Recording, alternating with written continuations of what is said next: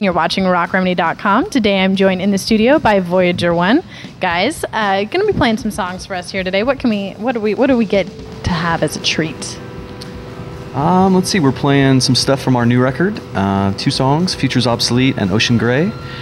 And then we're going to do one called Gun that was also on the Suicide Girls DVD. And then what's the last one? People's Candidate, which is off a record called Dissolvers from 2005. Now, a lot of people really like that song, Gun. I was looking at your guys' MySpace profile, and for every show that you're playing, everybody's like, if you guys play Gun, I'm going to freak out. Mm-hmm. And what is it about that song? It seems to have a bit of a cult following.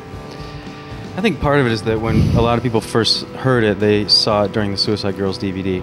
And it's actually playing in this scene where these 2 young ladies are dancing with each other. And electrical tape. They seem to be friendly with each other. They're friendly and so ladies. I think, anytime you associate a song with that image, you're going to get some fans.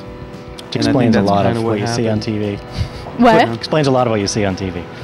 Yeah. I smell another video. Now, as for Futures Obsolete, talk to me about that song, because I'm listening to it and I'm thinking, call out for some change, let's start again. Yeah, one of the lyrics. It's just kind of about, sometimes I get, you look at the direction that the world in general is going and you go, wow, I think the human race they're doing some bad things, so it's just sort of, again, the joke. It's saying, let's take a different path. Why don't we? Let's change it a little bit, Not like I think it's going to happen, but...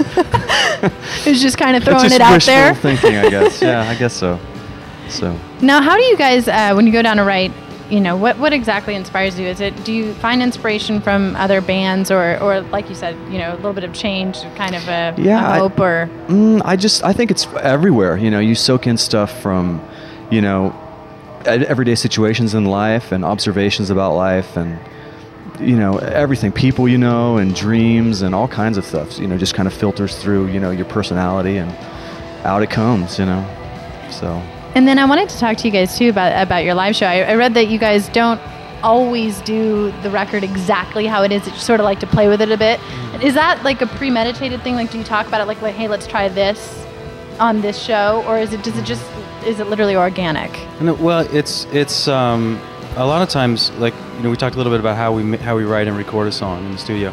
And so what's common is that Peter and I will have recorded the song in the studio, or whoever else played on that song.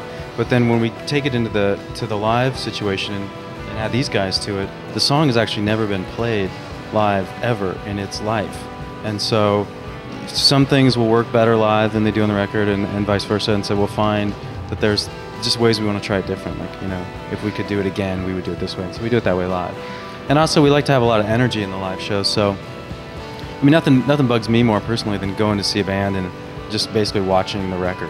Talk to me about the remixes, because I know you guys are doing some remixes. Is that for this album right now that you guys are working on? And does that have to do with sort of stuff that you guys create when you're on stage and sort of some of the changes that you said go on during the live show? Actually, most of the stuff is not us doing the remixes. It's mostly people that we know, different bands or different musicians and people that we know. And we'll just throw them a song and say, do whatever you want with this. And, it comes back, mostly really cool. We know a lot of talented people in Seattle and around the world. Is there anyone that you guys are really fans of right now? I've got a powerful lust for Spiritualized right now. Powerful lust? Lust for Spiritualized. Not, in lust way. But not I really like girl enjoy his on girl records. lust. How's that? No, not even approaching that.